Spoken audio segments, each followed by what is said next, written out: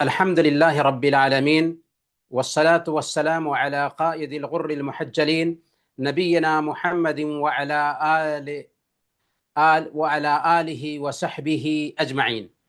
محترم بھائیوں اور دینی بہنوں، السلام علیکم ورحمۃ اللہ وبرکاتہ۔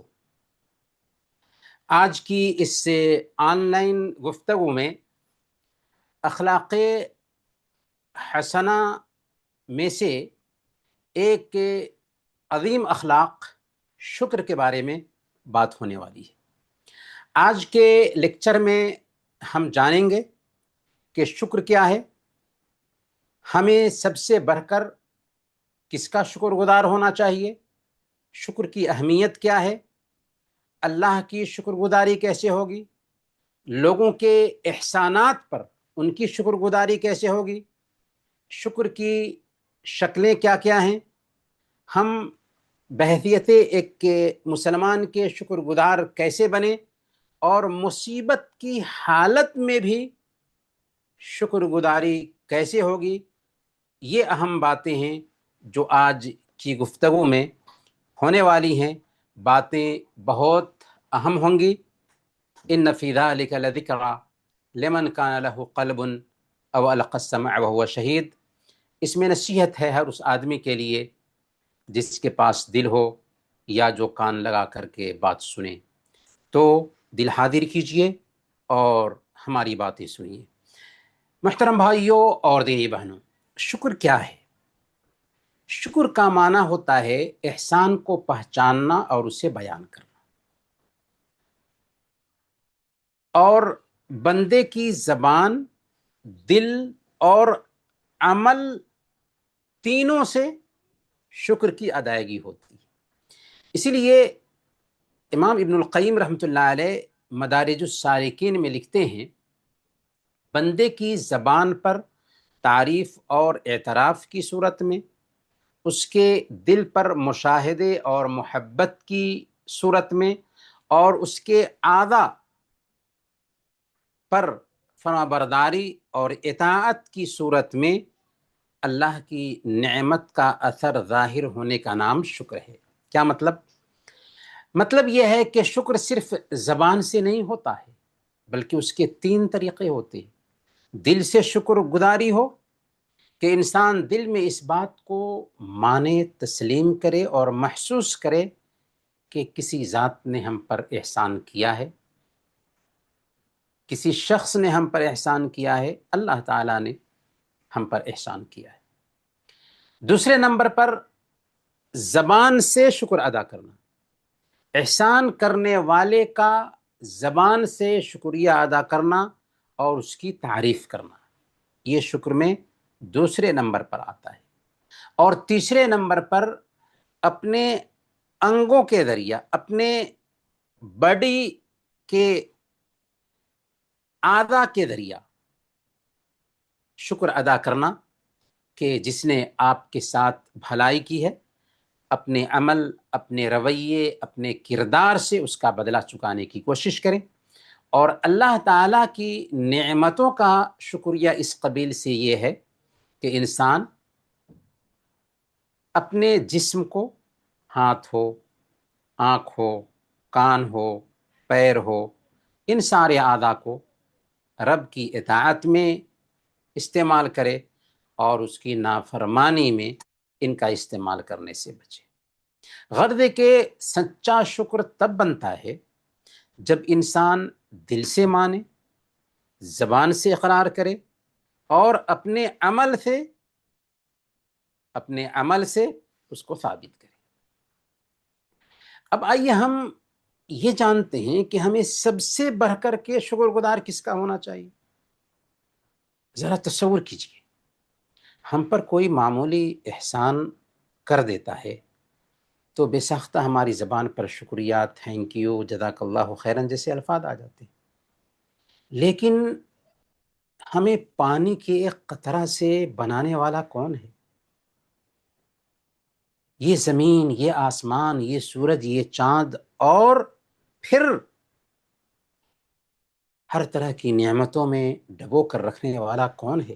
وَإِن تَعُدُّوا نِعْمَةَ اللَّهِ لَا تُحْصُوهَا، اگر تم اللہ کی نعمت کو شمار کرنا چاہو تو نہیں کر سکتے۔ سورہ ابراہیم آیت نمبر 34 میں اللہ تعالیٰ نے یہ پیغام دیا کہ اللہ کی نعمتیں بے شمار ہیں، انہیں تم شمار نہیں کر سکتے ہو۔ 2 آنکھیں دی اس نے، 2 کان دیے اس نے، 2 پیر دیا اس نے، زبان دیا جس سے ہم بات کرتے ہیں، 2 ہاتھ دیا جس سے ہم اٹھاتے ہیں، عقل دی جس سے ہم سمجھتے ہیں، آنکھ دیا جس سے ہم دیکھتے ہیں، زبان دیا جس سے ہم بولتے ہیں، مال دیا، صحت دیا، اولاد دیا، ہوا کی نعمت دی، آزادی کی نعمت دی، اور سب سے بڑھ کر ایمان کی نعمت سے مالا مال کیا، جو دنیا کی نعمتوں میں سب سے افضل نعمت ہے۔ کیوں؟ اس لیے کہ دنیا کی ساری نعمتیں وقتی اور چند روزہ ہیں، آنکھ بند ہوگی اور ان نعمتوں کی اہمیت جاتی رہے گی، لیکن ایمان کی نعمت ایسی نعمت ہے جو دنیا میں بھی سکون دیتی ہے، آخرت میں بھی نجات دے گی۔ اسی لیے رب نے کہا انشکر لی ولی والدی، سب سے پہلے میرے شکر گزار بنو، اور اس کے بعد دوسرے نمبر پر اس دنیا میں ظاہری طور پر جو ہستی تمہارے وجود کا سبب بنی ہے اس کے شکر گزار بنو، ماں باپ کے شکر گزار بنو۔ حقیقت میں اللہ تعالیٰ کی نعمتیں ایک بندے پر اتنی زیادہ ہیں کہ ان کو گنتا رہ جائے، ان کا شکریہ ادا کرتا رہ جائے، لیکن نہیں حق ادا کر سکتا۔ ابن سماک رحمۃ اللہ علیہ بہت بڑے عالم ہیں، ہارون رشید کے دربار میں آتے ہیں۔ ہارون رشید خلیفہ ہیں، ان کو نصیحت کرتے ہیں۔ ہارون رشید نصیحت سن کر کے آپ دیدہ ہو جاتے ہیں، ان کی آنکھیں بہنے لگتی ہیں، نصیحت اس قدر اثر انداز تھی۔ ان کے پاس پانی لایا گیا، پیاس لگی تھی، پانی اٹھایا پینے کے لیے، تو ابن سماک نے کہا کہ ٹھہر جائیے امیر المؤمنین، اور کہا کہ امیر المؤمنین اگر یہ پانی آپ کو نہ ملے اور آپ کو سخت پیاس لگی ہوئی ہو تو کیا آپ اپنی پیاس بجھانے کے لیے آدھی حکومت خرچ کر دیں گے؟ انہوں نے کہا کہ پیاس بجھانی ہے اور کوئی شکل نہیں دکھ رہی ہے تو آدھی حکومت تو خرچ کر ہی دوں گا۔ تب کہا ابن سماک رحمۃ اللہ علیہ نے کہ اللہ آپ پر رحم فرمائے، پانی پی لیجیے۔ جب پانی پی لیا تو ابن سماک نے کہا کہ امیر المؤمنین ذرا بتائیے، آپ نے جو پانی پیا ہے اگر یہ پانی پیشاب کے راستے میں پیشاب بن کر نہ نکل رہا ہو اور پیشاب نکلنے میں سخت دقت اور پریشانی ہو تو کیا پیشاب کو نکالنے کے لیے آپ مزید آدھی حکومت خرچ کر دیں گے؟ ہارون رشید نے کہا کہ ہاں، بالکل خرچ کرنے کے لیے تیار ہو جاؤں گا۔ تب ابن سماک رحمۃ اللہ علیہ نے کہا فما تصنع بشیء شربت ماء خیر منہ، آخر اس حکومت کا کیا فائدہ جس سے ایک گھونٹ پانی بہتر ہے؟ آخر اس حکومت کا کیا فائدہ جس سے ایک گھونٹ پانی بہتر ہے؟ تو میرے بھائیوں، میری بہنوں، ہمیں جو نعمتیں حاصل ہیں ان نعمتوں پہ غور کرنا چاہیے، تب سمجھ میں آئے گا کہ ہم کتنی نعمتوں میں سر سے پیر تک ڈوبے ہوئے ہیں۔ بکر بن عبداللہ المزنی رحمۃ اللہ علیہ فرمایا کرتے تھے یا ابن آدم اذا اردت ان تعلم قدر ما انعم اللہ علیک فخمض عینیک، اے آدم کی اولاد، اگر تم اللہ تعالیٰ نے جو نعمتیں تم پر کی ہیں ان کی اہمیت کو جاننا چاہتے ہو تو اپنی آنکھیں بند کرو اور سوچو، غور کرو کہ کتنی ساری نعمتیں ہیں جن میں تم ڈوبے ہوئے ہو۔ ایک اللہ والے کے پاس ایک آدمی آیا اور اپنے فقر و فاقہ کی شکایت کی۔ اللہ والے نے اس سے کہا کہ تیرا کیا خیال ہے کہ تم اندھا ہو اور تمہارے پاس 10,000 درہم ہو تو چلے گا؟ اس نے کہا کہ نہیں۔ پھر کہا کہ اچھا تم بہرے ہو اور تمہارے پاس 10,000 دینار ہو، چلے گا؟ اس نے کہا کہ نہیں۔ اس اللہ والے نے کہا کہ تمہارے ہاتھ اور پیر کٹے ہوئے ہوں اور تمہارے پاس 20,000 درہم ہوں، اس نے کہا کہ نہیں۔ کہا کہ تم پاگل ہو اور تمہارے پاس 10,000 درہم ہوں، اس نے کہا کہ نہیں۔ تب اس اللہ والے نے اس بندے کو سمجھایا، اما تستحی ان تشکو مولاک وله عندک عروض ب50 الفا، تمہیں شرم نہیں آتی کہ اپنے رب سے شکایت کرتے ہو جبکہ تمہارے پاس خود 50,000 کی مالیت کی چیز ہے؟ جی ہاں، ہم اپنے جسم کے اعتبار سے ہی ارب پتی کھرب پتی ہیں۔ جسم کے اعتبار سے کوئی ایک انگلی 1 لاکھ میں بیچے گا؟ ہمارے پاس انگلیاں ہی کتنی ہیں، لاکھوں قیمت تو انگلیوں کی ہی ہو گئی۔ ویسے ہی جسم کا ایک ایک حصہ ہے۔ تو جب ان نعمتوں پر ہم غور کرتے ہیں تب ان کی اہمیت سمجھ میں آتی ہے اور شکر کا جذبہ پیدا ہوتا ہے۔ شکر کی اہمیت کیا ہے میرے بھائیوں؟ اللہ کے ناموں میں سے ایک نام الشاکر ہے اور الشکور ہے۔ اللہ تعالیٰ نے فرمایا فَإِنَّ اللَّهَ شَاكِرٌ عَلِيمٌ، سورہ البقرہ آیت نمبر 158، کہ بے شک اللہ تعالی قدردان ہے اور خوب جاننے والا ہے۔ اور سورہ الشورى آیت نمبر 23 میں اللہ فرماتا ہے ان اللہ غفور شکور، بے شک اللہ تعالیٰ بہت زیادہ معاف کرنے والا قدردان ہے۔ قدردان کا مطلب کیا ہوتا ہے کہ معمولی عمل پر زیادہ سے زیادہ اجر اور ثواب دیتا ہے۔ شکور یہی ہے۔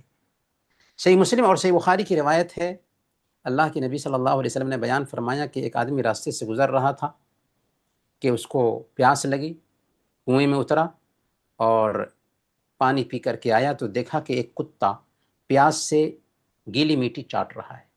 وہ سوچا کہ جیسے میں پیاسا تھا ویسے یہ کتا بھی پیاسا ہوگا، چنانچہ وہ کنویں میں دوبارہ اترا اور پانی لے کر کے آیا، کتے کی پیاس بجھا دی۔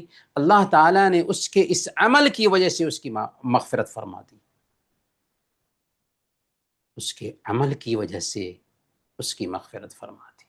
تو ذرا غور کریں اس حدیث پہ کہ چھوٹے سے عمل کی وجہ سے اللہ تعالیٰ ایک بندے کے گناہوں کو معاف فرما دے رہا ہے۔ تو کیوں؟ اس لیے کہ اللہ شکور ہے۔ شکر انبیاء کی صفت ہے، انبیاء اللہ کے چہیتے ہوتے ہیں، اسی لیے اللہ تعالیٰ نوح علیہ السلام کے بارے میں کہتا ہے انہ کان عبدا شکورا۔ نوح علیہ السلام اللہ کے شکر گزار بندے تھے۔ ابراہیم علیہ السلام کے بارے میں کہتا ہے شاکرا لانعمہ، وہ اللہ کی نعمتوں کے شکر گزار تھے۔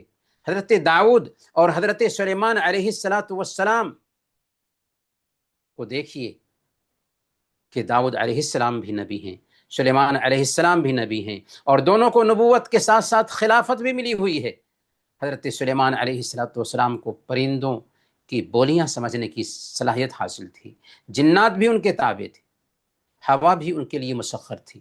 ایک دن سلیمان علیہ السلام نے اپنی مجلس میں کہا کہ کون ہے جو ملک سبا کے تخت کو میرے سامنے پلک جھپکتے ہی حاضر کر دے؟ چنانچہ ایک ان کے ماتحت نے پلک جھپکتے ہی ملک سبا کے تخت کو حاضر کر دیا۔ تب کیا کہتے ہیں حضرت سلیمان علیہ السلام؟ ھذا من فضل ربی لیبلونی اشکر ام اکفر، یہ میرے رب کا فضل ہے تاکہ وہ آزمائے کہ میں شکر گزار بنتا ہوں یا ناشکری کرتا ہوں۔ تو نعمتوں کو پا کر کے ایک مومن بندے کی حالت یہ ہوتی ہے کہ وہ شکر گزار بنتا ہے۔ اور شکر گزاروں کے سردار ہمارے نبی محمد رسول اللہ صلی اللہ علیہ وسلم کی حالت یہ ہے کہ رات میں لمبا سے لمبا قیام کرتے ہیں، یہاں تک کہ قدم مبارک سوج جاتے ہیں۔ جب آپ سے کہا جاتا ہے کہ آپ کے اگلے پچھلے سارے گناہ معاف کر دیے گئے ہیں، پھر بھی آپ اس قدر محنت کرتے ہیں، تو آپ کیا فرماتے ہیں؟ افلا اکون عبدا شکورا، کیا میں شکر گزار بندہ نہ بنوں؟ اگر اللہ تعالیٰ نے میرے سارے گناہ معاف کر دیے ہیں تو کیا میں اس کا شکر گزار بندہ نہ بنوں؟ میرے بھائیوں، مومنوں کی بھی ایک اہم صفت ہے کہ ایمان والے شکر گزار ہوتے ہیں۔ صحیح مسلم کی روایت ہے، اللہ کے نبی صلی اللہ علیہ وسلم بیان فرماتے ہیں، عجبا لامر المؤمن ان امرہ کلہ خیر، مومن کا معاملہ کیا ہی بہتر ہے کہ اس کے ہر معاملے میں اچھائی ہوتی ہے۔ ولیس ذلک لاحد الا للمؤمن، یہ خوبی تو مومن ہی کی ہوتی ہے۔ ان اصابتہ سراء شکر فکان خیر اللہ وان اصابتہ ضراء صبر فکان خیر اللہ، اگر اسے خوشی ملتی ہے تو اللہ کا شکر ادا کرتا ہے اور یہ اس کے لیے بہتر ہوتا ہے، اگر پریشانی لاحق ہوتی ہے تو صبر کرتا ہے اور یہ اس کے لیے بہتر ہوتا ہے۔ تو مومن کا معاملہ خوشی میں شکر اور پریشانی میں صبر کے ساتھ، صبر اور شکر کے ساتھ ایک مومن کی زندگی گزر رہی ہوتی ہے۔ اللہ شکر گزار بندوں سے راضی ہوتا ہے۔ سورہ الزمر آیت نمبر 7 میں اللہ فرماتا ہے وَإِن تَشْكُرُوا يَرْضَهُ لَكُمْ، کہ اگر تم شکر ادا کرو گے تو وہ تم سے راضی رہے گا، تو وہ اسے تمہارے لیے پسند کرے گا۔ تو گویا کہ اگر ہم رب کی رضامندی چاہتے ہیں تو اس کے شکر گزار بنیں، بلکہ اگر ہم اللہ کا شکر ادا کرتے ہیں تو اللہ تعالی ہمیں سیکورٹی دیتا ہے، ہمیں امان دیتا ہے، ہمیں عذاب سے بچاتا ہے۔ سورہ النساء آیت نمبر 147 میں اللہ فرماتا ہے ما یفعل اللہ بعذابکم ان شکرتم وآمنتم، اللہ تمہیں عذاب دے کر کیا کرے گا اگر تم شکر ادا کرو اور ایمان لے آؤ۔ امام قتادہ رحمۃ اللہ علیہ فرماتے ہیں کہ اللہ تعالیٰ کسی شکر گزار اور مومن بندے کو عذاب نہیں دیتا، تو شکر کی وجہ سے اللہ تعالیٰ عذاب دور کر دیتا ہے۔ شکر گزاری نعمتوں میں اضافہ کا سبب بنتی ہے، یعنی جب تک کہ ہم اللہ کے شکر گزار بندے بنے رہیں گے تب تک کہ نعمتیں ملتی رہیں گی۔ سورہ ابراہیم آیت نمبر 7 میں اللہ فرماتا ہے لئن شکرتم لأزیدنکم، اگر تم شکر ادا کرو گے تو ہم نعمتوں میں بڑھوتری کرتے رہیں گے۔ نعمتیں چاہتے ہیں شکر گزار بنے، اسی لیے بعض اللہ والے سلف صالحین شکر کو الحافظ کہتے تھے کہ حفاظت کرنے والا ہے، نعمتوں کی حفاظت کرنے والا ہے شکر۔ اسی طریقے سے شکر کو الجالب کہتے تھے کہ نعمتوں کو کھینچ لانے والا ہے، یعنی اگر ہم شکر ادا کرتے ہیں تو نعمتوں کی حفاظت ہوتی ہے شکر کی وجہ سے۔ جب ہم شکر ادا کرتے ہیں تو خود بخود نعمتیں آتی ہیں، نعمتیں ہمارے پاس تھمی رہتی ہیں، اور آخرت میں بھی شکر کا بہت سارا اجر ہے۔ وَسَنَجْزِي الشَّاكِرِينَ، ہم شکر گزاروں کو عنقریب اچھا سے اچھا بدلا دیں گے۔ لیکن حال کیا ہے کہ اس دنیا میں شکر گزار بہت کم لوگ پائے جاتے ہیں۔ رب نے کہا وَقَلِيلٌ مِّنْ عِبَادِي الشَّكُورُ، میرے بندوں میں شکر گزار بہت کم ہیں۔ ہمیں چاہیے کہ ہم اپنے رب کے شکر گزار بنیں۔ اب سوال یہ ہے کہ رب کی بھی شکر گزاری ہوگی اور بندے جو احسانات کرتے ہیں بندوں کے بھی ہمیں شکر گزار بن کر کے جینا چاہیے۔ لوگوں کے جو احسانات ہوں گے ان پر اگر ہم ان کے شکر گزار نہیں ہوتے ہیں تو یہ بھی اچھی بات نہیں ہے۔ ایک اللہ والے عبد الحمید نے کہا کہ من لم یشکر الانعام فعددہ من الانعام، جو نعمتوں کا شکریہ ادا نہیں کرتا اس کو چوپایوں میں شمار کرو. یعنی اگر آپ کسی پر احسان کریں اور وہ شکریہ ادا نہیں کرتا، وہ چوپایا، وہ جانور ہے. انسان ہونے کی مانگ یہ ہے کہ وہ دوسروں کے احسانات کا شکریہ ادا کرے. اگر ہم کسی کے احسان کا شکریہ ادا کرتے ہیں تو اس کا کیا فائدہ ہوتا ہے ہم پر اور سماج پر؟ سب سے پہلے لوگوں کا شکر ادا کرنا اللہ کا شکر ادا کرنے کا ذریعہ بنتا ہے، کیونکہ جو آدمی انسانوں کا شکر گزار نہیں ہوگا وہ خاک رب کا شکر گزار بنے گا. اسی لیے سنن ابی داؤد کی روایت ہے، اللہ کے نبی صلی اللہ علیہ وسلم بیان فرماتے ہیں من لم یشکر الناس لم یشکر اللہ، جو لوگوں کا شکریہ ادا نہیں کرتا وہ اللہ کا بھی شکر گزار نہیں بن سکتا. تو یہ اس بات کے لیے دلیل ہے کہ اگر کسی نے احسان کیا اور اس کا ہم شکر ادا کر رہے ہیں تو حقیقت میں اس کا شکر ادا کرنے کی وجہ سے رب کے بھی ہم شکر گزار ہیں. لیکن اگر انسانوں کے احسان کا شکریہ ادا نہیں کرتے ہیں تو ہم رب کے بھی شکر گزار نہیں بن سکتے. دوسرے نمبر پر لوگوں کا شکریہ ادا کرنا سماج میں محبت اور الفت کا سبب بنتا ہے. شکریہ ادا کرتے ہیں آپ تو اس کی وجہ سے عجیب طریقے سے محبت پیدا ہوتی ہے. اس کے اپوزٹ کسی نے کوئی نعمت دی، کسی نے احسان کیا اور شکریہ ادا نہ کریں تو سماج میں اختلافات پیدا ہوتے ہیں، جلن پیدا ہوتی ہے، اور پھر تیسرے نمبر پر سماج سے بھائی چارے کا رشتہ خراب ہو جاتا ہے، نیکی کا سلسلہ کٹ جاتا ہے. جبکہ شکریہ ادا کیا جائے تو رشتہ مضبوط رہتا ہے اور نیکی کا سلسلہ جاری رہتا ہے. شکر گزاری نہ کرنا کچھ لوگوں کے لیے نیکی کا کام چھوڑنے کا بھی سبب بن جاتا ہے. کیسے؟ کتنے لوگ نیکی کرتے ہیں اور دوسرے اگر شکریہ ادا کریں تو اس نیکی میں وہ ہمت پاتے ہیں.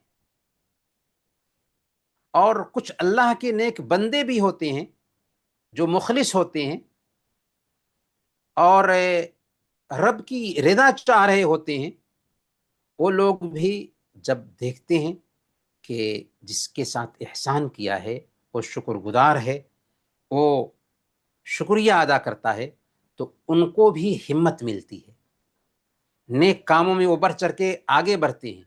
اس طریقے سے شکر گزاری کی وجہ سے سماج میں اچھے کام پروان چڑھتے ہیں اور برے کام تھمتے ہیں. تو یہ سب شکر گزاری کی برکتیں ہیں. شکر کی کیا کیا شکلیں ہو سکتی ہیں؟ اگر کوئی آدمی ہمارے اوپر احسان کرتا ہے، اگر ہمارے پاس سے صلاحیت نہیں ہے کہ اس کے احسان کو چکائیں تو کم سے کم ہم کیا کریں؟ اس کے لیے دعا کریں. دعا کریں.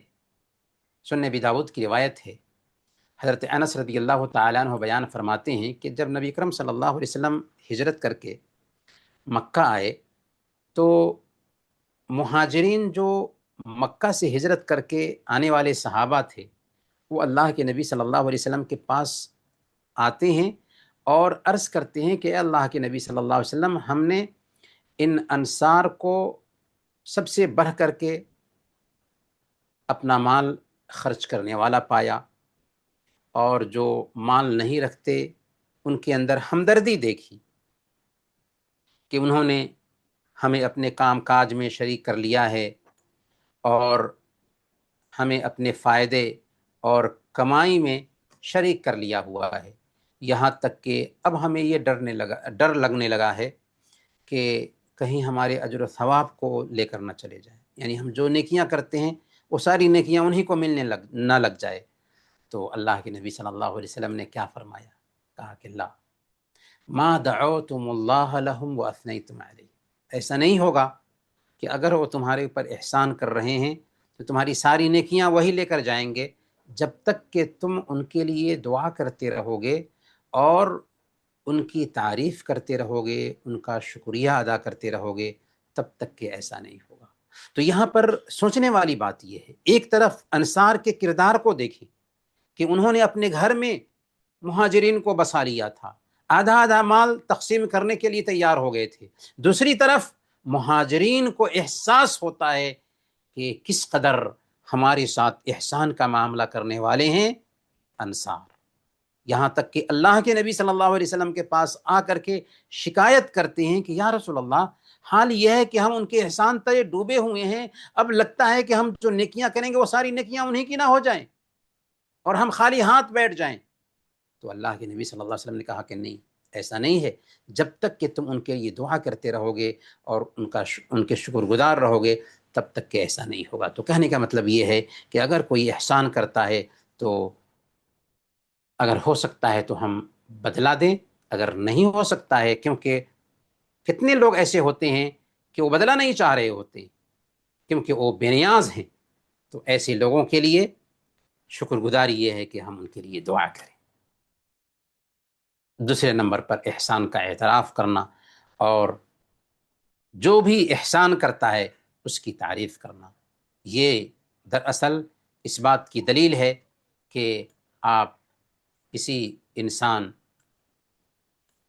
کے ساتھ شکر گزاری کا معاملہ کر رہے ہیں، کیونکہ اگر آپ کسی آدمی کی بھلائی کو تسلیم کرتے ہیں، چاہے بھلائی کیسی بھی ہو، تو یہ اس بات کی دلیل ہے کہ آپ صاف طبیعت کے انسان ہیں، اور یہ بھی اصل میں شکر کی ایک شکل ہے کہ کوئی انسان احسان کرتا ہے، چاہے معمولی احسان کیوں نہ ہو۔ آپ کہیں جا رہے تھے، راستے سے گزر رہا تھا، آپ کا کوئی سامان اٹھا کر کے آپ کے گھر تک اس کو پہنچا دیا، یا آپ فوراً وہیں پر کسی کام کے لیے انتظار کر رہے تھے، آپ کی ہلکی سی کوئی مدد کر دیتا ہے، تو ہلکی سی مدد کیوں نہ ہو، وہاں پر بھی ایک انسان کو شکر گزار بننا چاہیے۔ تیسرے نمبر پر کسی کی بھلائی یا نیکی کو چھوٹا یا حقیر نہیں سمجھنا چاہیے۔ کوئی بھی نیکی ہو، کوئی بھی بھلائی ہو، کوئی بھی بھلائی اور نیکی معمولی نہیں ہوتی۔ لا تحقرن من المعروف شیئا ولو ان تلقى اخاك بوجه طلق۔ نیکی کی کسی بھی چیز کو معمولی نہ سمجھو، یہاں تک کہ مسکراتے چہرے کے ساتھ اپنے بھائی سے ملنا ہی کیوں نہ ہو۔ تو کوئی بھی نیکی کا کام معمولی نہیں سمجھنا چاہیے، اور احسان جیسا بھی ہو، ہمیشہ احسان کرنے والے کا شکر گزار ہونا چاہیے۔ یہاں تک کہ علم سکھانے والا، فائدہ پہنچانے والا اگر کوئی ہے تو اس کا بھی شکر گزار ہونا چاہیے۔ امام سیوطی رحمۃ اللہ علیہ فرماتے ہیں کہ علم کی برکت اور اس کا شکر یہ ہے کہ بات کو اسی کی طرف منسوب کی جائے جس کی وہ کہی ہوئی ہے۔ یعنی اگر ہم کسی کی بات نوٹ کر رہے ہیں تو ہم کہیں کہ فلاں نے یہ بات کہی ہے۔ امام نووی رحمۃ اللہ علیہ فرماتے ہیں کہ دین کی خیرخواہی میں یہ بات شامل ہے کہ جب بھی کوئی انوکھی یا نئی معلومات کا پتہ چلے تو اسے اسی شخص کے نام کے ساتھ بیان کیا جائے جس نے وہ بات کہی ہے۔ جو ایسا کرتا ہے اس کے علم اور حال میں برکت دی جاتی ہے، اور جو دھوکہ دیتا ہے اور دوسروں کی بات کو ایسے پیش کرتا ہے جیسے اس کی اپنی بات ہو، تو اس لائق ہے کہ اس کے علم سے کوئی فائدہ نہ اٹھایا جائے اور اس کے حال میں برکت نہ ہو۔ تو شکریہ میں یہ چیز بھی آتی ہے کہ اگر ہم کہیں سے کوئی بات نقل کر رہے ہیں تو بتائیں کہ یہ اس کتاب سے نقل کی ہے یا یہ اس عالم کا قول ہے۔ اب سوال یہ ہے کہ بندوں کی شکر گزاری کیسے کی جائے گی؟ سب سے پہلے اس بات کا احساس ہو کہ اللہ الشکور ہے۔ جب ایک بندہ کسی احسان کرنے والے کا شکریہ ادا کرتا ہے تو وہ اصل میں کیا کرتا ہے؟ اللہ تعالیٰ کے مبارک نام الشکور کے تقاضے پر، الشکور کی مانگ پر عمل کرتے ہوئے اللہ کی عبادت کر رہا ہوتا ہے کہ شکر گزار بندے کو اللہ تعالیٰ اپنا محبوب بناتا ہے. اسی لیے امام ابن القیم رحمۃ اللہ علیہ کی ایک کتاب ہے عدت الصابرین. اس کتاب میں امام ابن القیم رحمۃ اللہ علیہ لکھتے ہیں کہ چونکہ اللہ تعالیٰ حقیقی معنوں میں الشکور ہے، سب سے بڑھ کر کم عمل پر زیادہ سے زیادہ ثواب دینے والا ہے، اس لیے مخلوق میں اس سے بڑھ کر پیارا وہی شخص ہوگا جس کے اندر شکر گزاری کی صفت پائی جائے، اور مخلوق میں سب سے زیادہ ناپسندیدہ وہی شخص ہوگا جس کے اندر ناشکری پائی جائے. کیا مطلب؟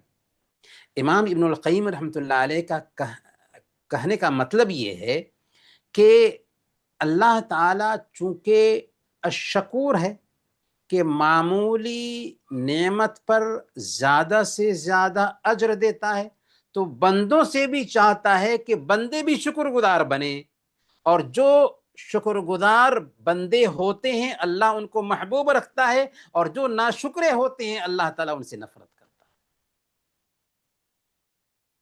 دوسرے نمبر پر اگر ہم انسانوں کے ساتھ شکر گزار بننا چاہتے ہیں تو اپنے لیے جو پسند کرتے ہیں وہی اپنے بھائی کے لیے پسند کریں.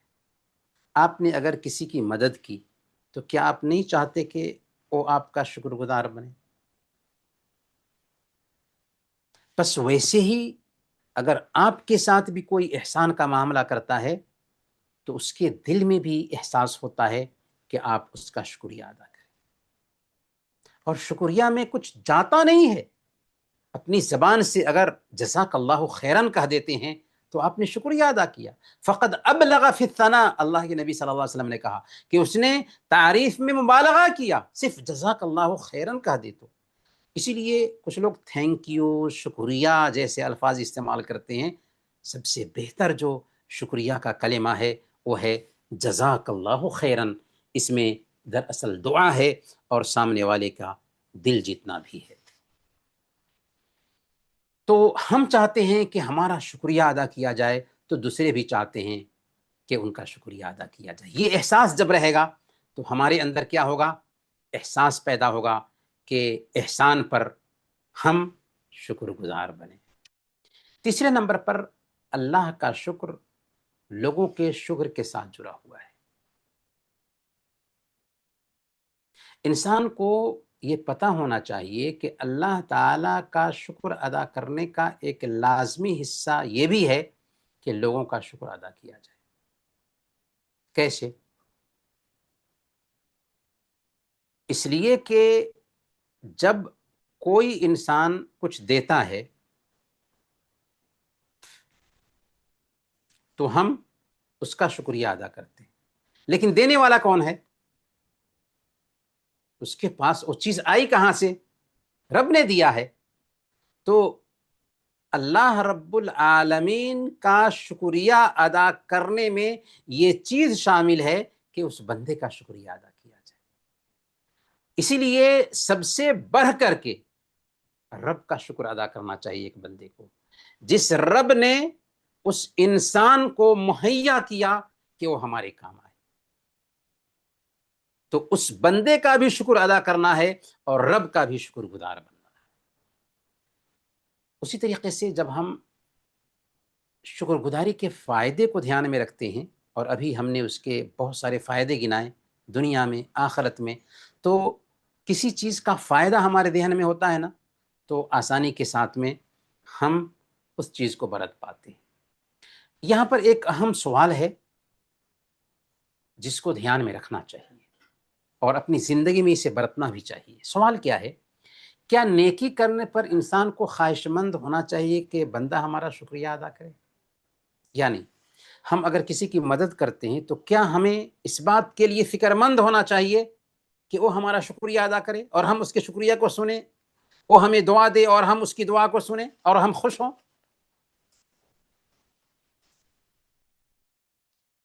دیکھیں، ہم نیکی کس کے لیے کرتے ہیں؟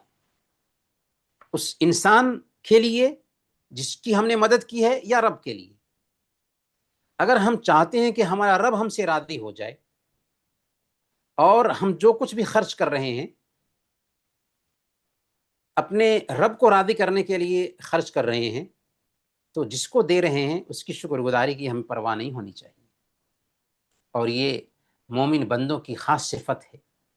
اسی لیے اللہ تعالیٰ نے سورہ انسان آیت نمبر 90 میں فرمایا انما نطعمکم لوجہ اللہ لا نرید منکم جزاء ولا شکورا، کہ ہم تمہیں اللہ کے لیے کھلاتے ہیں، ہم تم سے نہیں چاہتے کہ بدلہ دو یا شکر گزاری کرو۔ خاص طور پر یہ جذبات کی بات ہے کہ ہم اپنے رشتہ داروں پر اگر کچھ خرچ کریں اور رشتہ داروں کی طرف سے کچھ ایسی باتیں سننے کو ملیں جو شکر گزاری کے خلاف باتیں ہوں، ناشکری ہم نہیں کہہ سکتے لیکن شکر گزاری کے خلاف کچھ باتیں ایسی سننے کو ملیں تو ہم بددل ہو جاتے ہیں اور شکوہ شکایت کرنے لگ جاتے ہیں، گویا کہ ہمارے اس احسان میں کھوٹ ہے۔ دل کا جائزہ لینا چاہیے کہ ہم نے آخر جو خرچ کیا تھا رب کو راضی کرنا چاہتے تھے یا اس انسان کو؟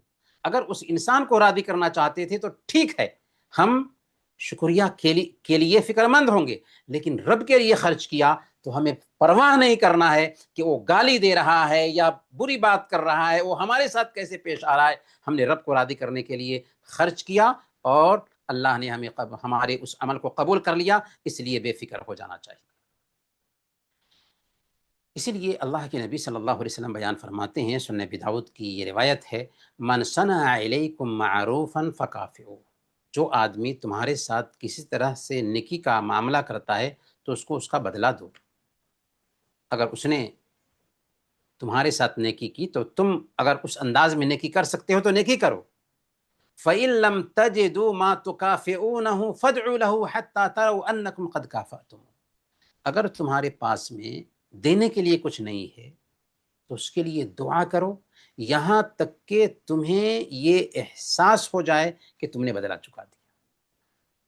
تو اس حدیث سے ہمیں یہ سمجھ میں آتا ہے کہ بدلہ چکانے کا ایک طریقہ یہ بھی ہے کہ ہم دوسروں کے لیے دعا کریں، احسان کرنے والوں کے لیے دعا کریں اور ان کی تعریف کریں۔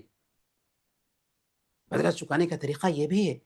اسی لیے حضرت عائشہ صدیقہ بنت صدیق، مائی عائشہ صدیقہ رضی اللہ تعالی عنہ کے کردار پہ غور کیجیے، اور ضروری ہے کہ اس کردار کو ہم اپنی زندگی میں اتاریں۔ آج کی گفتگو سے اگر ہم اسی کردار کو اپنا لیتے ہیں تو میں سمجھوں گا کہ آج اس گفتگو کا خلاصہ حاصل ہو گیا۔ حضرت عائشہ صدیقہ رضی اللہ تعالی عنہ، جیسا کہ سنن الکبریٰ کی روایت ہے کہ جب وہ کسی کے ہاں کوئی ہدیہ بھیجتی تو ہدیہ پہنچانے والے کو تاکید کرتی تھی، اسمع ما دعوا به لنا حتى ندعو لهم بمثل ما دعوا لنا ويبقى اجرنا على الله،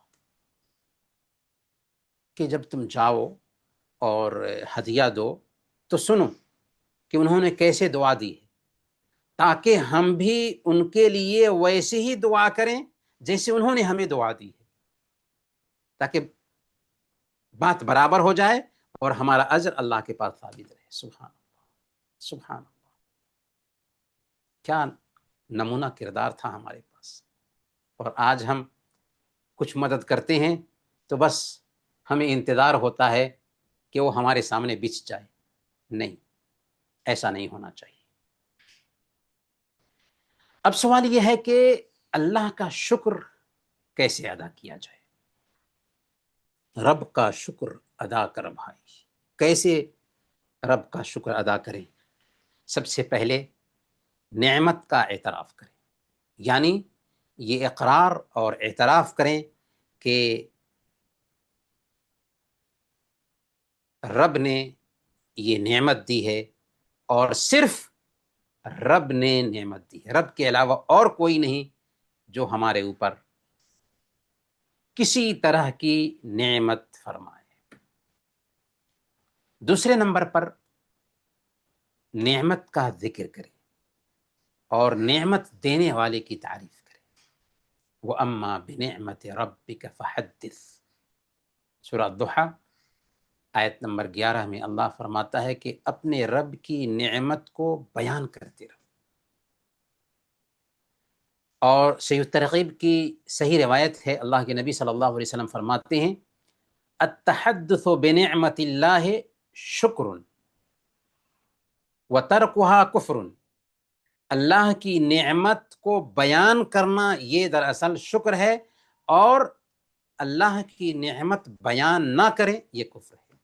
لیکن کبھی کبھار اللہ کی نعمتوں کے حوالے سے کہیں کہیں یہ ہوتا ہے کہ حکمت یہ ہوتی ہے کہ اسے چھپایا جائے، کہ ایسا نہ ہو کہ نظر لگنے کا معاملہ ہو جائے۔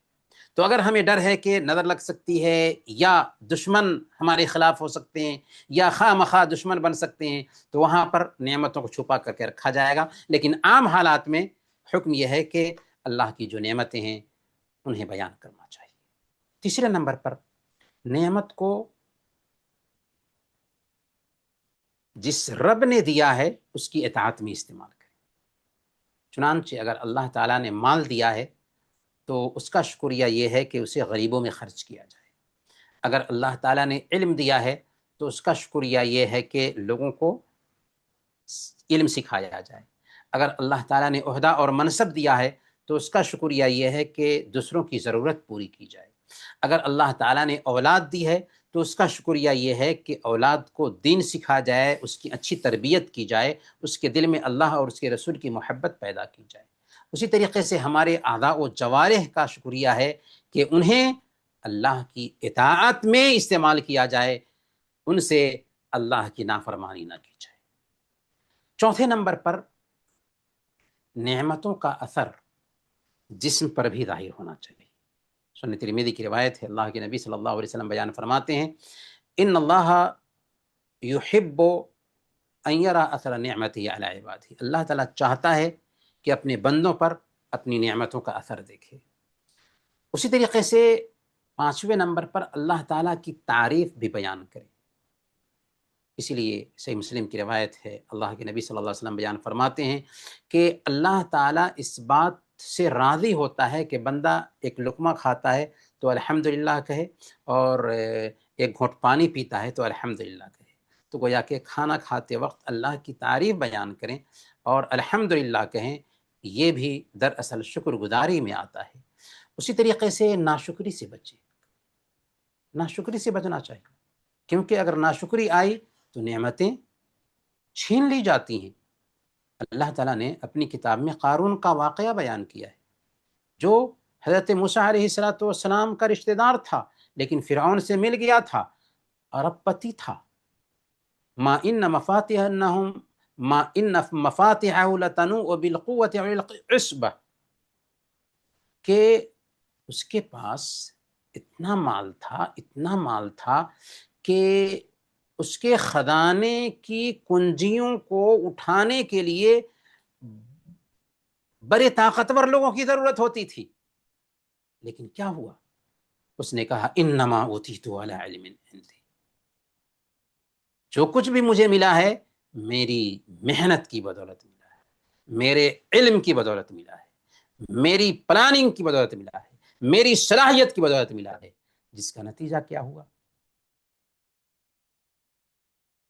جس کا نتیجہ یہ ہوا کہ اللہ رب العالمین نے اس کو زمین میں اس کے خزانے سمیت دھسا دیا۔ اب سوال یہ ہے کہ ہم شکر گزار کیسے بنیں؟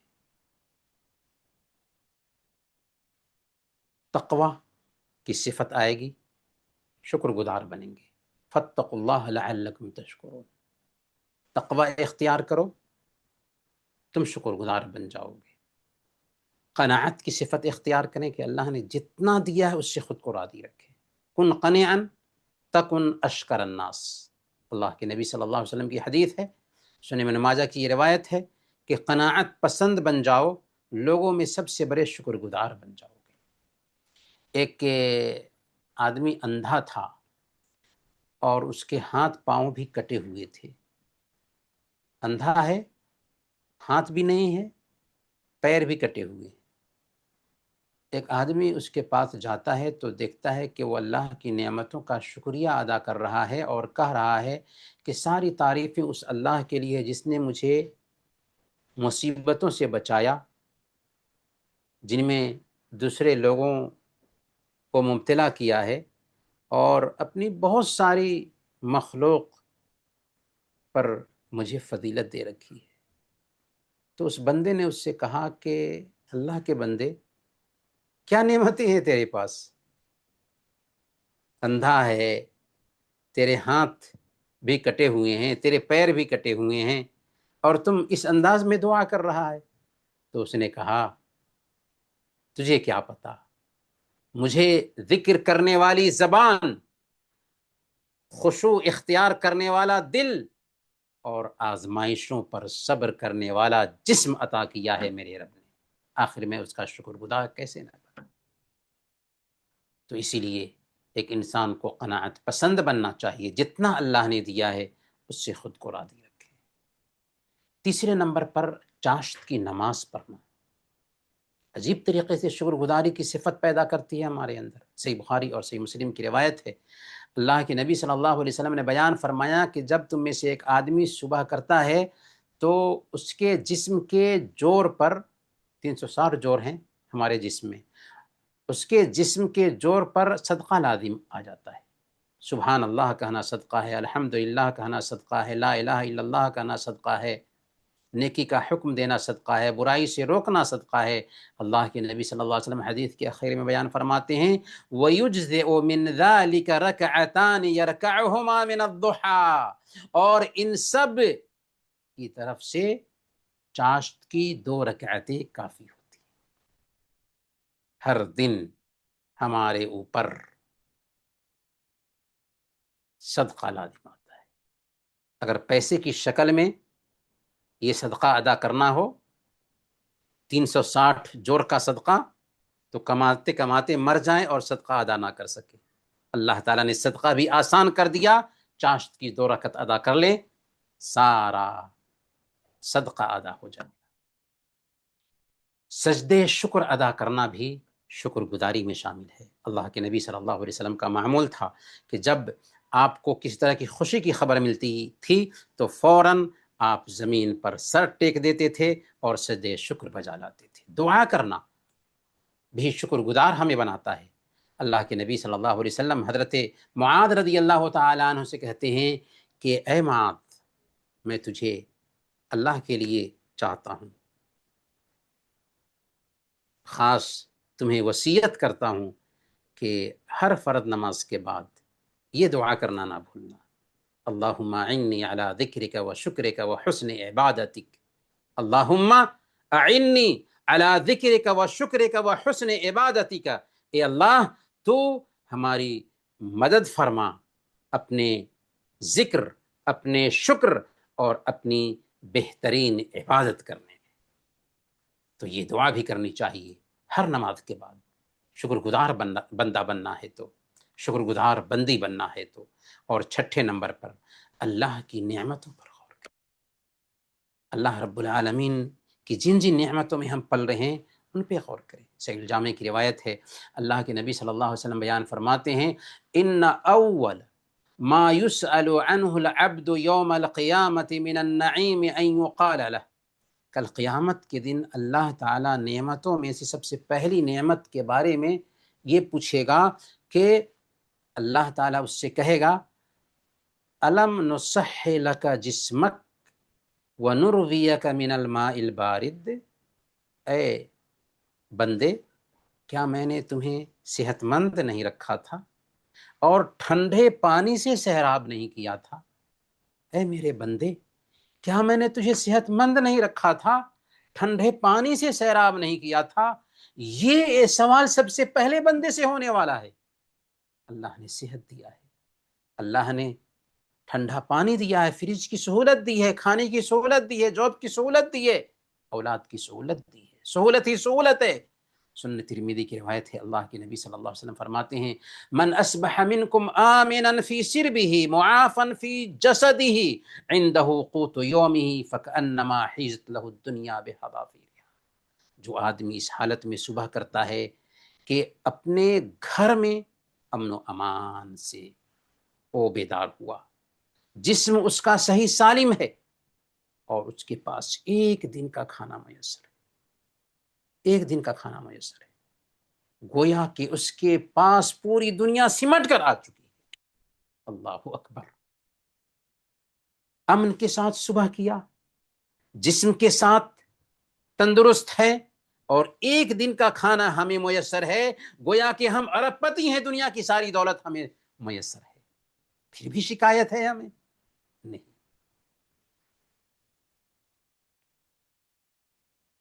جس انسان نے آپ پر احسان کیا ہو اس کا بھی شکریہ ادا کریں، یہ بھی دراصل شکر گزاری میں شامل ہے۔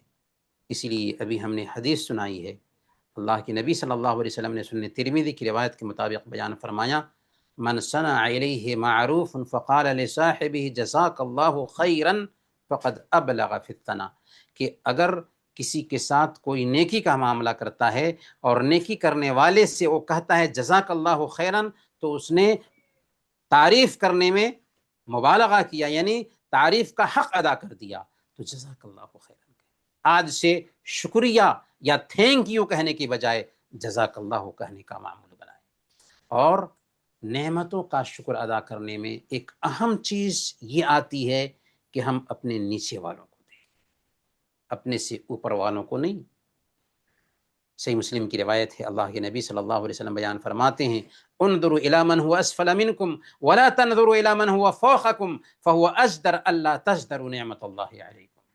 اپنے سے نیچے والوں کو دیکھو دنیا کے معاملے میں، اپنے سے اوپر والوں کو مت دیکھو دنیا کے معاملے میں، یہ زیادہ بہتر ہے کہ اللہ کی جو نعمتیں تمہیں حاصل ہے ان کو معمولی نہیں سمجھو گے۔ اور آخری گفتگو پر ہم اپنی بات ختم کریں گے، اور وہ ہے کہ مصیبت میں بھی بندے مومن شکر ادا کرتا ہے۔ سیر اعلام النبلاء میں امام ذہبی رحمۃ اللہ علیہ نے شریح رحمۃ اللہ علیہ کا یہ قول نقل کیا ہے کہ جب بھی مجھے کوئی مصیبت پہنچتی ہے تو میں اللہ کا 4 طریقوں سے شکر ادا کرتا ہوں۔ جب مصیبت آتی ہے تو 4 طریقوں سے اللہ کا شکر ادا کرتا ہوں۔ شکر اس بات کا کہ یہ مصیبت اس سے بری بھی ہو سکتی تھی، لیکن اللہ تعالیٰ نے ایسی ہی مصیبت اتارا۔ شکر اس بات کا کہ اللہ نے مجھے صبر کی توفیق عطا فرمائی۔ شکر اس بات کا کہ اللہ نے اس کے بدلے جو ثواب کی امید ہے، ثواب کی امید رکھنے کی ہمیں توفیق عطا فرمائی۔ اور شکر اس بات کا کہ اللہ نے اسے میرے دین پر اسے اثر انداز نہیں کیا، یعنی یہ دنیا کی آزمائش ہے، دین کی آزمائش نہیں ہوئی۔ تو شکر اس بات کا کہ اس سے بڑی مصیبت نہیں ہوئی، شکر اس بات کا کہ اس نے صبر کی توفیق دیا، شکر اس بات کا کہ ہمیں اس مصیبت پر ثواب کی امید ہے، اور شکر اس بات پر کہ یہ مصیبت دین سے متعلق نہیں ہے۔ تو ہمیں چاہیے کہ ہمیشہ ہم رب کے شکر گزار بندے بنے رہیں۔ اللہ تعالی ہمیں شکر کی توفیق عطا فرمائیں۔ آمین و صلی اللہ علی نبینا محمد وعلی آلہ وصحبہ اجمعین۔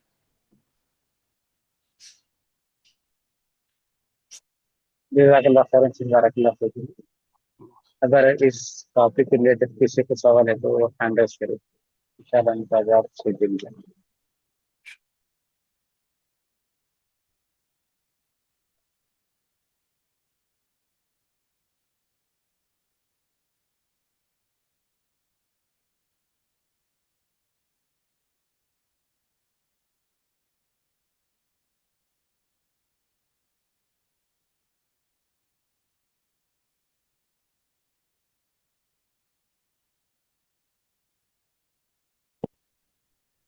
السلام علیکم ورحمۃ اللہ وبرکاتہ شیخ۔ وعلیکم السلام ورحمۃ اللہ وبرکاتہ سسٹر۔ ایک دوسری ہے کہ میں پوچھتی ہوں آپ سے 2-3 کوشچنس ہے۔ جی ہاں پوچھیے. تو شیخ میرا پہلا سوال یہ ہے کہ شیخ اگر ہم شکرانے کے طور پر 2 رکعت نماز پڑھتے ہیں تو کیا وہ جائز ہے یا پھر سجدہ شکر ہی رہتا ہے؟ اور دوسرا سوال. اور شیخ سیکنڈ کوشچن میرا یہ ہے کہ آپ نے بولے نا کہ شکر مطلب جو ہم پر احسان کرتا ہے تو اس کو اس کی تعریف کے ذریعے سے بھی شکر ادا کر سکتے ہیں. تو مطلب ہوں تعریف صرف جزاک اللہ خیر بولنا ہے یا پھر ان کی تعریف بیان کرنا ہے؟ کیونکہ شیخ میں نے حدیث سنی تھی نا کہ ہوں آپ کی آواز کٹ گئی.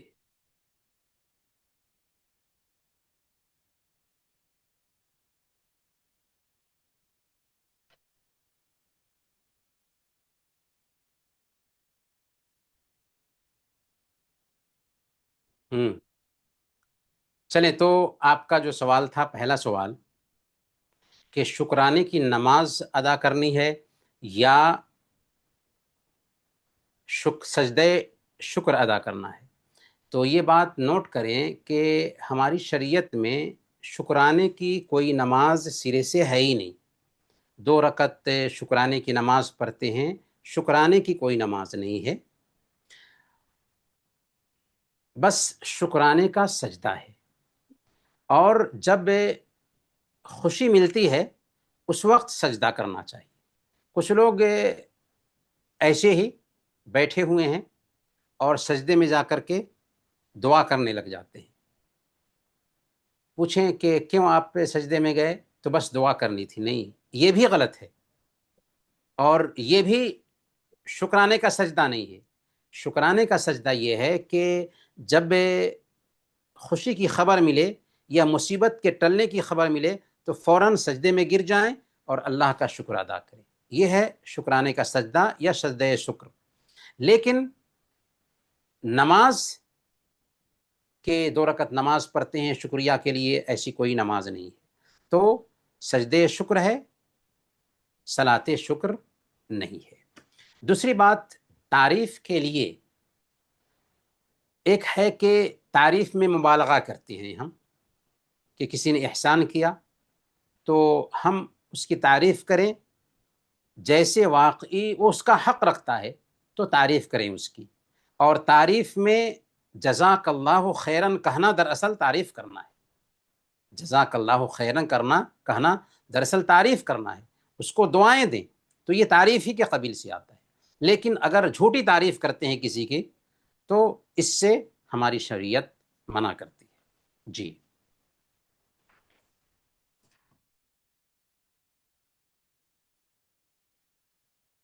اور شیخ سوال یہ تھا کہ اشراق کی نماز کا وقت میں بہت کنفیوز ہوتی ہوں، آپ پلیز بتا دیجیے. جزاک اللہ خیر شیخ. وعلیکم وعلیکم جزاک اللہ خیر. جی عشاء کی نماز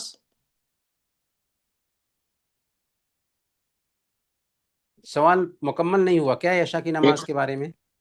اشراق کی نماز بولو. اشراق کی نماز کا وقت شیخ، اس کا وقت. اشراق کی نماز اشراق کی نماز ہو، چاشت کی نماز ہو یا صلاۃ الضحیٰ ہو، یہ ساری نمازیں ایک ہی نماز ہے. البتہ اس کا وقت شروع ہوتا ہے فجر کے بعد 10-12 منٹ سے سورج کے ڈھلنے سے پہلے تک. اس بیچ میں جو نماز پڑھیں گے اس کو چاشت کی نماز کہہ لیں، اشراق کی نماز کہہ لیں، وہ سب ایک ہی نماز ہے. اس کے بارے میں اللہ کی نبی صلی اللہ علیہ وسلم کی ایک حدیث وہ بھی آتی ہے کہ جو آدمی فجر کی نماز ادا کرتا ہے جماعت سے، پھر بیٹھ کر کے ذکر میں لگا رہتا ہے یہاں تک کہ سورج نکل جاتا ہے، پھر 2 رکعت پڑھ لیتا ہے تو اس کو ایک حج اور ایک عمرہ کا مکمل ثواب ملتا ہے. اور دوسری حدیث جو ہم نے آپ کو سنائی ہے کہ ہر بندے کے اوپر جب وہ صبح کرتا ہے تو اس کے 360 جور کے بدلے اس کے اوپر صدقہ لازم آتا ہے. سبحان اللہ، الحمدللہ، لا الہ الا اللہ کہنا، یہ سب صدقہ ہے.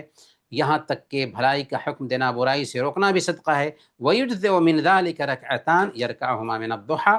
2 رکعت اگر چاشت کی نماز پڑھ لے تو یہ اس 360 جوڑ کے صدقہ کے لیے کافی ہو جائے گی۔ تو یہ نماز فجر کے بعد سے سورج ڈھلنے سے پہلے پہلے کسی بھی وقت پڑھ لیں، یہ چاشت کی نماز سمجھی جائے گی یا عشاء کی نماز سمجھی جائے گی۔ جی شیخ، السلام علیکم ورحمۃ اللہ وبرکاتہ۔ وعلیکم السلام ورحمۃ اللہ۔ شیخ میرا دو سوال ہے، ایک یہ ہے کہ اگر کوئی نان مسلم احسان کرے تو اس کو جزاک اللہ خیرن بول سکتے ہیں کیا؟ نمبر ایک۔ نمبر دوسرا یہ ہے کہ اگر کسی کے ساتھ آپ نیکی کر رہے ہیں، جیسے کسی کو جیسے دعا کی کتاب دے دی حسن مسلم، اور اس کے لیے اجر کی امید صرف اللہ سے رکھ رہے ہیں، اور لیکن پھر بھی وہ جزاک اللہ خیرن بول دیں، تو ہمارے نیکی میں کوئی کمی ہوگا کیا؟ ہاں، بہت اچھا۔ غیر مسلم کو اگر ہم کچھ دے رہے ہیں یا اس کے ساتھ احسان کر رہے ہیں تو وہ جزاک اللہ خیرن بولتا ہے تو کوئی حرج کی بات نہیں ہے، اللہ ہم کو بدلہ دے گا۔ لیکن اگر ہم نے اس کے اوپر یا اس نے ہمارے اوپر احسان کیا اور ہم اس کو بول رہے ہیں جزاک اللہ خیرن، اللہ تعالیٰ آپ کو بہتر بدلہ دے، تو اس میں بھی اس کی بات نہیں ہے، ہم کہہ سکتے ہیں جزاک اللہ خیرن۔ اور خیر میں سب سے بڑی خیر کی چیز کیا ہو جاتی ہے کہ اللہ تعالیٰ اس کو اسلام سے نوازے۔ سب سے بڑھ کر خیر یہی ہے کہ اللہ تعالیٰ تجھے اسلام سے نوازے، تو ہم کہہ سکتے ہیں جزاک اللہ خیر۔ اور نیکی کا معاملہ جب ہم کسی کے ساتھ کرتے ہیں اور وہ جزاک اللہ خیرن کہتا ہے تو یہ نارمل سی بات ہے، وہ جزاک اللہ خیرن کہے، اس کا حق تھا کہ وہ کہے، لیکن ہم اس کے بھروسے میں نہ رہیں کہ جزاک اللہ خیرن کا انتظار کریں۔ ہم رب کی رضا کے لیے کام کر رہے ہیں، اللہ کے پاس ہمارا اجر باقی ہے۔ ہاں، اگر ہم اس کے لیے فکر مند ہو جائیں کہ اس کے جزاک اللہ خیرن کو سنیں، اور خاص طور پر کچھ کہ تاکید کرتے ہیں جس کو احسان کیا ہے کہ میرے لیے دعا کرنا، نہیں، آپ نے احسان کیا تو رب سے مانگے، رب سے تعلق بنائیں، ضرورت نہیں ہے کہنے کی کہ میرے لیے دعا کرنا۔ جی جزاک اللہ، بارک جی ٹھیک ہے، یہ کلیئر ہو گیا میرا۔ جی جزاک اللہ خیر، السلام علیکم۔ جی، کیا جزاک اللہ خیرن کچھ پوچھ رہے تھے؟ السلام علیکم ورحمۃ اللہ وعلیکم وبرکاتہ۔ السلام ورحمۃ اللہ وبرکاتہ۔ شیخ میرا سوال یا ٹاپک سے الگ ہے، اگر آپ کی پرمیشن ہو تو پوچھ سکتی ہوں؟ پوچھ سکتی ہیں۔ سر، اگر کسی کا انتقال ہو جائے، جب ہم وہاں جاتے ہیں تو وہاں خواتین کہتی ہیں کہ 41 بار سورہ ملک پڑھنا ہے، سورہ بقرہ پڑھنا ہے، کلام پاک پڑھنا ہے۔ کیا میں نے کہیں سنا تھا کہ بدعت ہے، کہیں بھی حدیث سے یہ بات ثابت نہیں ہے، تو ہم وہاں پڑھتے نہیں ہیں تو خواتین بڑی ٹیڑھی نگاہوں سے دیکھتی ہے، تو ہمیں کیا کرنا چاہیے؟ کسی کی میت پہ گئے تو کہا جاتا ہے کہ 41 بار سورہ الملک پڑھنا ہے۔ جی ہاں، دیکھیں، سب سے پہلی بات تو یہ ہے کہ اگر کسی کی موت ہو رہی ہے تو اس کے پاس سورہ یاسین کی تلاوت کرنے والی جو روایت آتی ہے وہ بھی ضعیف ہے، لیکن موت کے بعد کوئی بھی سورہ یا تلاوت پڑھی جائے یا تلاوت کی جائے، قرآن کی تلاوت کی جائے، اس حوالے سے کچھ بھی ثابت نہیں ہے۔ قرآن کا نزول زندوں کے لیے ہوا ہے، مردوں کے لیے نہیں، مردے کے لیے نہیں ہوا ہے۔ تو سورہ ملک ہو یا کوئی دوسری سورہ ہو، پڑھ کر کے اس کا ثواب پہنچانے کی کوشش کی جائے کہ اس کا ثواب پہنچے گا، نہیں، ہماری شریعت میں اس کے لیے گنجائش نہیں رکھی گئی ہے۔ ایک انسان زندہ ہے، وہ قرآن کی تلاوت کرے گا، اس کو اس کا ثواب ملے گا، لیکن قرآن کا ثواب تلاوت کر کے ہم اپنے مردوں کو پہنچائیں، اس کا کوئی ثبوت ہماری شریعت میں نہیں ملتا ہے، اور اللہ کے نبی صلی اللہ علیہ وسلم بیان فرماتے ہیں من عمل عملا لیس علیہ امرنا فہو رد، جس نے کوئی ایسا کام کیا جو ہماری شریعت میں سے نہیں ہے وہ مردود ہے۔ اب رہا یہ معاملہ کہ ہم کہیں پر جاتے ہیں اور کوئی غلط چیز دیکھتے ہیں جو شریعت سے ثابت نہیں ہے، اور وہ ہمیں ہی کوستے ہیں اگر ہم نہیں کرتے ہیں تو سب سے پہلے اسے کوسیں گے، اور کوسنا نہیں ہے بلکہ ہمیں بتانا ہے، شریعت کی تعلیم بتانی ہے بغیر کسی جھجھک کے کہ لوگ کیا کہیں گے۔ ہم بتائیں گے، کلیئر انداز میں بتائیں گے کہ اللہ کے نبی صلی اللہ علیہ وسلم سے یہ عمل ثابت نہیں ہے، اس لیے ہم نہیں کرتے۔ ہم مسلمان ہیں اور رب کے فرما بردار ہیں، رب نے جو کہا ہے وہ کریں گے، رب نے جس کام سے روک دیا ہے اس سے ہم رک جائیں گے، تو ہمیں ایسا کرنا ہے، جزاک لوگوں اللہ کی خیر، پرواہ دنیا نہیں بھر کرنا۔ بارک اللہ۔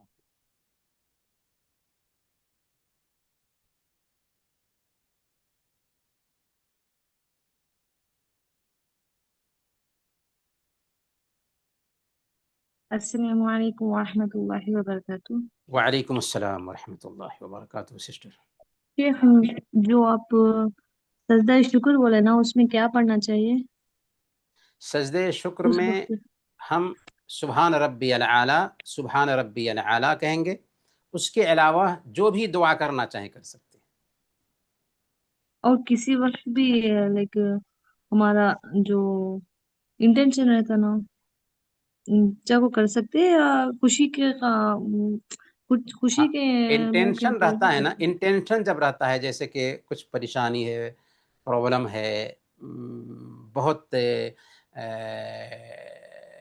مسئلہ ہے ہماری زندگی میں، تو ہم وضو کریں گے، 2 رکعت نماز پڑھیں گے، اس سے ہماری پریشانی دور ہوگی۔ لیکن اس کے لیے یہ نہیں ہے کہ ہم سجدے میں چلے جائیں گے، اسی لیے ہم نے بتایا کہ ہمیں شریعت کو فالو کرنا ہے، مزاج کو نہیں۔ ہمیں ایسا دل کرتا ہے کرنے کا نہیں، دل کرتا ہے اس لیے ہم کر رہے نہیں، شریعت کیا کہتی ہے اس کے مطابق ہم کریں گے۔ تو اگر ہم کو ایسا کچھ احساس ہوتا ہے کہ خالی پن میں ہیں، دل کر رہا ہے کہ کچھ نماز پڑھیں، وضو کر کے آئیں، کچھ نمازیں پڑھیں، اللہ کا ذکر کریں، پھر اللہ سے مانگیں، سجدے میں جائیں، اس وقت خوب دعائیں کریں۔ لیکن ہم نے کہا کہ دعا کرنے کے لیے صرف سجدہ کرنا یہ اللہ کے نبی صلی اللہ علیہ وسلم سے تھا۔ جزاک اللہ خیر۔ بارک اللہ۔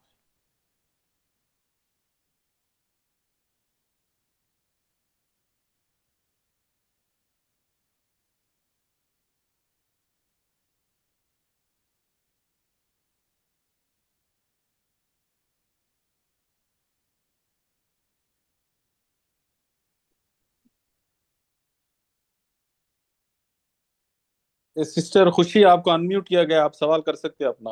جزاک اللہ۔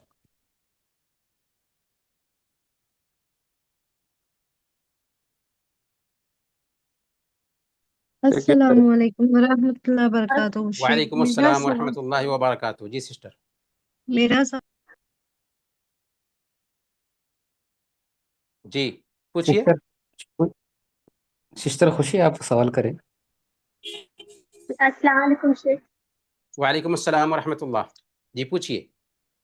شیخ، میرا 2 سوال تھا۔ ایک سوال تھا کہ جو چاشت کے بارے میں آپ بتائیں اس کو دوبارہ بتا دیں، چاشت کی نماز کب سے کب تک پڑھیں، اور دوسرا سوال یہ ہے کہ وتر جب چھوٹ جائے تو اس کو قضا پڑھنا لازم ہے؟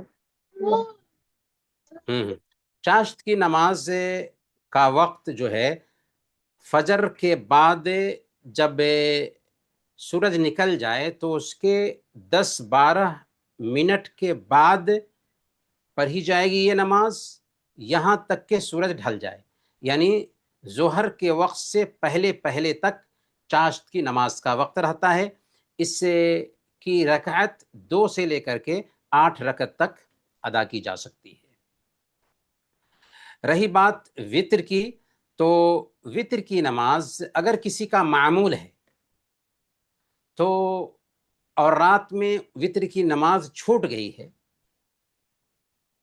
تو اللہ کے نبی صلی اللہ علیہ وسلم کے بارے میں آتا ہے کہ آپ کا وظیفہ رات کا چھوٹ جاتا تھا تو آپ دن میں 12 रकत पढ़ते थे। चूँकि अल्लाह के नबी सल्लल्लाहु अलैहि वसल्लम का हमेशा का मामूल था, रमज़ान हो गैर रमज़ान, 11 रकअतें आप पढ़ा करते थे रात में, जिसमें वित्र भी शामिल है।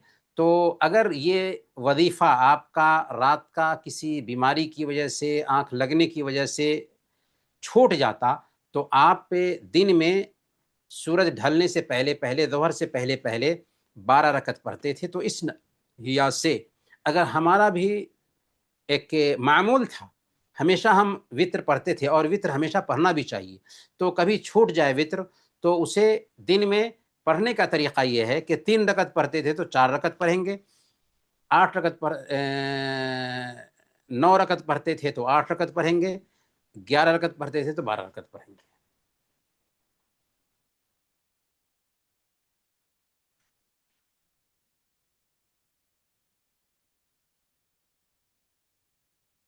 सिस्टर आयशा, आप अनम्यूट करें, सवाल करें। अस्सलाम वालेकुम वरहमतुल्लाहि वबरकातुहू। शेख, मेरा सवाल वालेकुम ये है अस्सलाम वरहमतुल्लाहि कि वबरकातुहू। जी सिस्टर। हमारे यहाँ पे हम जहाँ पे जाते थे मस्जिद में नमाज पढ़ने, वहाँ की आलिमा ने बताया था कि सजदे शुक्र में भी सजदे सहू की नमाज दुआ पढ़ सकते हैं। और मेरा दूसरा सवाल ये है कि मस्जिद में जब भी नमाज पढ़ने जाते हैं तो वहाँ पे अक्सर फर्ज नमाज के बाद औरतें सजदे में जाके दुआएं करती थी, तो क्या ये जायज़ है सजदे में जाके दुआ करना? फर्ज नमाज के बाद जमात हो गई है तो सब अपनी इंडिविजुअल सजदे में जाके दुआ करते थे। सजदे शुक्र क्या है कि अगर हमें किसी तरह की खुशी की खबर मिलती है तो जिस वक्त खुशी की खबर मिलेगी उस वक्त हम सजदा करेंगे, तो सजदे शुक्र की नौइयत बदल जाती है। या किसी परेशानी के टलने की खबर मिली, फौरन उसी वक्त हम सजदे शुक्र अदा करेंगे। तो सजदे शुक्र को संभाल कर रखा नहीं जाता। जिस वक्त किसी परेशानी के टलने की खबर मिली या खुशी की खबर मिली, उसी वक्त हम सर टेक देंगे ज़मीन पर, ये सजदे शुक्र है। और सजदे सहव क्या है? सजदे सहव जैसे नमाज में गलती हो जाती है, तो नमाज में कमी रह गई या नमाज में ज़्यादती हो गई, या हमें पता नहीं है कि 3 रकत पढ़ी है या 2 रकत पढ़ी है, तो ये 3 शक्लें बनती हैं जिसमें सजदे सहव किया जाता है। तो सजदे सहव अलग है, गलती का सजदा, गलती की तलाफ़ी के लिए, नमाज में जो कमी हो गई थी उस कमी की तलाफ़ी के लिए जो सजदा करते हैं उसको सजदे सहव कहते हैं। और सजदे शुक्र अलग है, तो दोनों एक साथ मिक्स नहीं होता, क्योंकि सजदे शुक्र कहते ही हैं कि कोई खुशी की खबर मिली या गम दूर करने वाली बात पहुंची तो हम फौरन सजदे शुक्र बजा लाते हैं। और नमाज में किसी तरह की कमी रह जाती है या नमाज में कुछ इजाफा हो गया या शक पैदा हो गया कि हमने 2 रकत पढ़ी है या 3 रकत पढ़ी है, तो वहाँ पर सजदे शुक्र के दरिया, सजदे सहव के दरिया उस कमी को दूर करते हैं। रही बात ये कि कुछ औरतें मस्जिद में सजदे में जा कर के दुआ करती हैं, तो ऐसा है, लोग करते हैं, लेकिन जो काम भी करते हैं लोग, कोई ज़रूरी नहीं है कि उसके लिए दलील भी हो। तो हमें अगर किसी को ऐसा करते हुए देखते हैं तो समझाना चाहिए कि इस हवाले से अल्लाह के नबी सल्लल्लाहु अलैहि वसल्लम की कोई दलील नहीं मिलती है कि हम सजदे में जा कर के दुआ करें। हाँ, दुआ करनी है तो नमाज पढ़ें और फिर सजदे में दुआ करें अल्लाह ताला से। जज़ाकल्लाहु खैरन कसीरन कसीरा। बारकल्लाहु ठीक। फीक।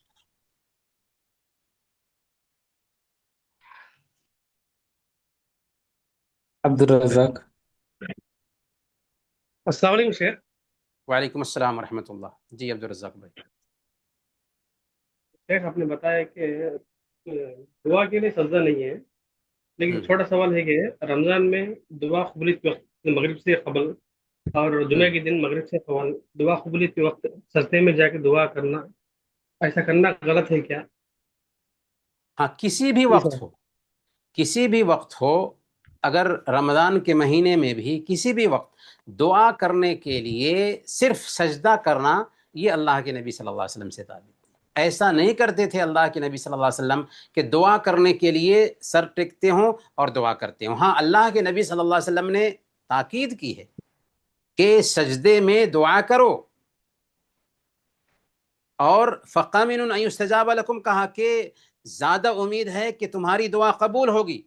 تو سجدے کے اندر دعا کرنی چاہیے، جو سمجھ میں آتا ہے اللہ تعالیٰ سے سجدے کی حالت میں مانگے، لیکن اس کے لیے الگ سے سجدہ کر کے دعا نہیں کرنی ہے، بلکہ نماز کے لیے جو سجدہ ہوگا اس سجدے میں ہم دعا کریں گے، چاہے کوئی بھی وقت ہے، رمضان میں ہو، غیر رمضان میں ہو، افطار سے پہلے ہو، افطار کے بعد ہو، کبھی بھی اگر ہم دعا کرنا چاہ رہے ہیں تو ہاتھ اٹھا کر کے دعا کریں گے. اگر سجدے میں دعا کرنی ہے تو نماز پڑھیں گے، پھر سجدے میں دعا کریں گے.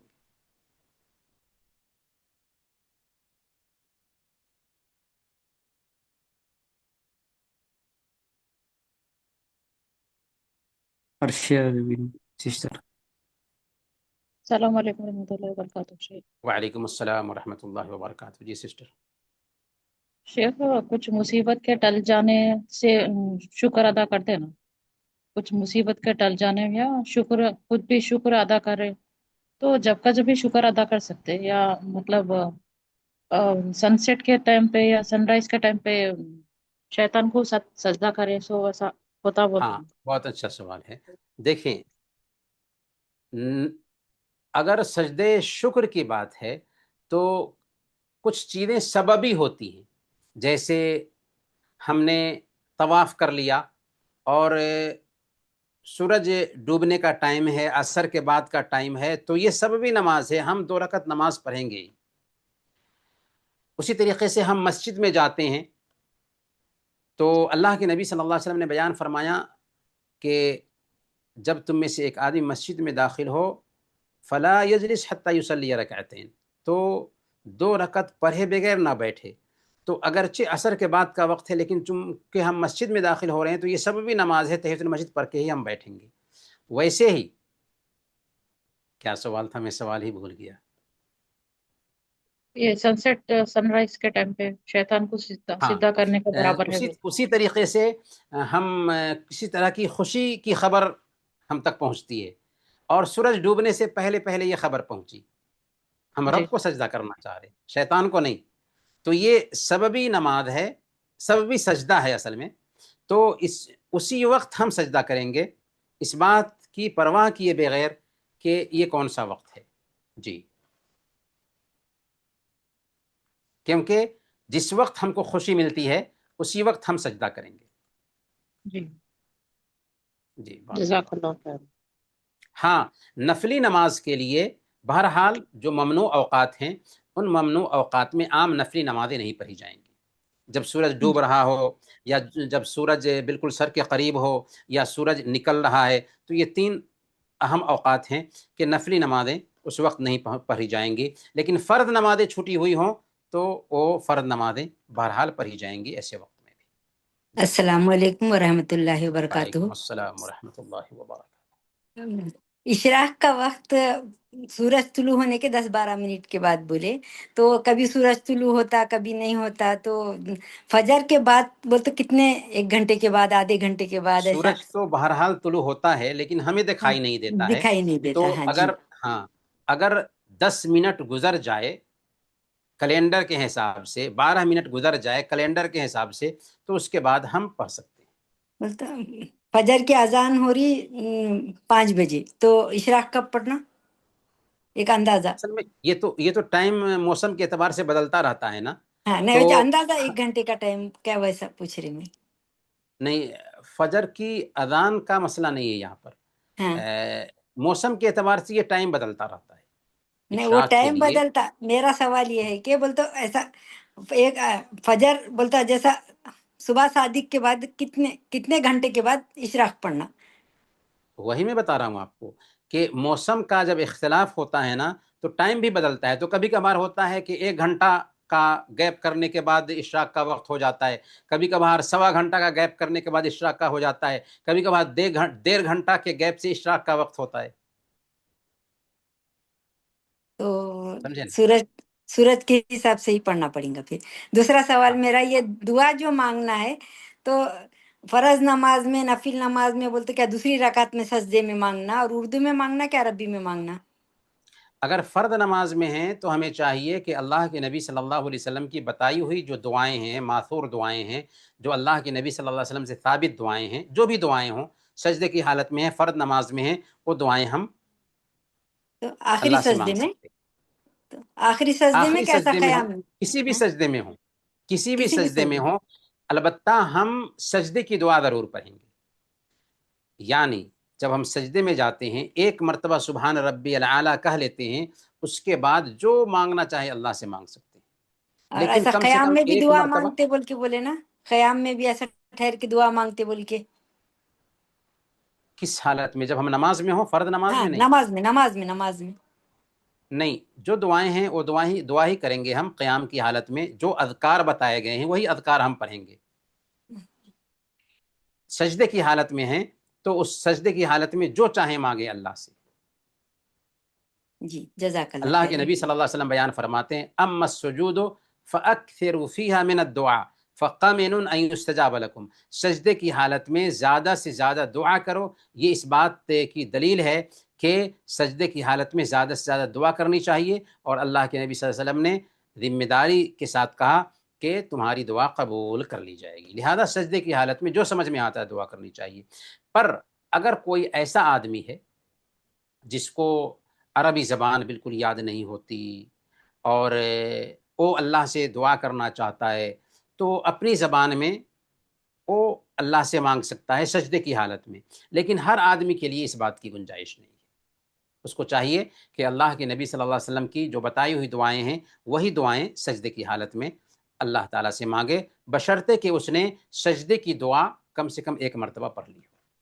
اگر سجدے کی دعا نہیں پڑھی اور بہت ساری دعائیں مانگ لی لیکن پھر بھی اس کی نماز میں ایک واجب چھوٹ گیا کہ سجدے کی حالت میں ایک مرتبہ سبحان ربی العلیٰ کہنا ضروری ہے، واجب ہے۔ نماز پوری ختم ہونے کے بعد سجدے میں ایسا خاص کر تہجد کی نماز کے وقت تو پڑھتے، نماز کے بعد سجدے میں جا کے دعا مانگنا غلط ہے نا؟ یہ نماز پوری میں نے ختم کہا ہونے کے بعد کسی بھی رکعت میں آپ نہیں، یہ 4 رکعت میں رکعت تو پڑھ ہو رہی گیا۔ ہیں، چاہے فرد نماز ہو چاہے سنت نماز ہو، آپ سجدہ لمبا کر سکتی ہیں اور اس میں سبحان ربی العلیٰ 3 مرتبہ 5 مرتبہ پڑھنے کے بعد آدھا گھنٹہ تک دعا کرتی رہے سجدے میں، اس بات کی گنجائش ہے، چاہے فرد نماز ہو چاہے نفلی نماز ہو۔ مگر نماز کے بعد ایسا سجدے میں دعا کرتے ہیں، آپ ابھی بولے نا بہن ہمارے ایک کوئی، تو فرض کے بعد نہیں، ہمارے پاس تہجد کے بعد کرتے سجدے میں دعا، تہجد کی پوری ہاں، نماز ہو جاتی، بعد میں الگ سے سجدہ کر کے دعا مانگتے۔ تو یہ غلط ہے، ہاں بعد میں الگ سے سجدہ کر کے جو دعا کرتے ہیں یہ اللہ کے نبی صلی اللہ علیہ وسلم سے ثابت نہیں۔ ثابت یہ ہے کہ اللہ کے نبی صلی اللہ علیہ وسلم نے کہا کہ سجدے میں زیادہ سے زیادہ دعا کرو جو نماز کا سجدہ ہے۔ جی جی، سمجھے جزاک نا؟ اللہ خیر۔ بارک اللہ فیک۔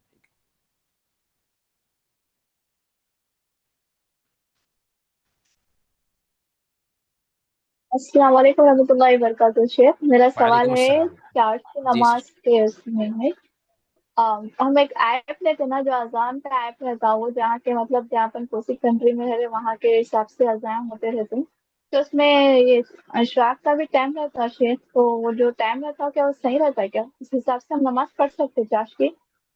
ہاں، اشراق کا ٹائم اگر اس میں دیا گیا ہے، ایک تو یہ ہے کہ سورج نکلنے کا وقت ہوگا، ٹھیک ہے، جو سورج نکلنے کا وقت دیا گیا ہے تو اس سے 15 منٹ سے لے کر کے 12 منٹ تک گیپ کرنا ہے، بلکہ 10 سے 15 منٹ کے بیچ میں یا 12 منٹ سے 15 منٹ کے بیچ میں گیپ کر لیں اور پھر نماز پڑھیں۔ تو اشراق جو لکھا ہوتا ہے اصل میں یہ سورج نکلنے کا وقت ہے، تو اس وقت نماز نہیں پڑھیں گے بلکہ 12 منٹ بہرحال گیپ کر کے نماز پڑھیں گے، کیونکہ وہ ممنوع وقت ہو گیا جو سورج نکلنے کا وقت ہے، تو 12 منٹ گیپ کر کے پھر جو نماز پڑھیں گے وہ اصل میں اشراق کی نماز کا وقت ہے۔